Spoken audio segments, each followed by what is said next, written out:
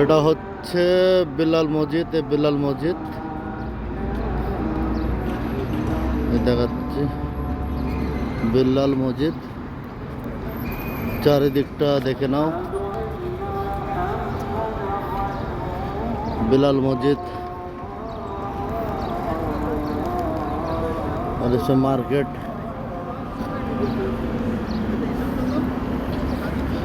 এখন কাজ হচ্ছে, এখন সব একটু ঘুরে যেতে হয়। ও ট্রাফিকের ওদিক দিয়ে আগে যে বাস দেখা যাচ্ছে এখন ওদিকে যেতে হয়।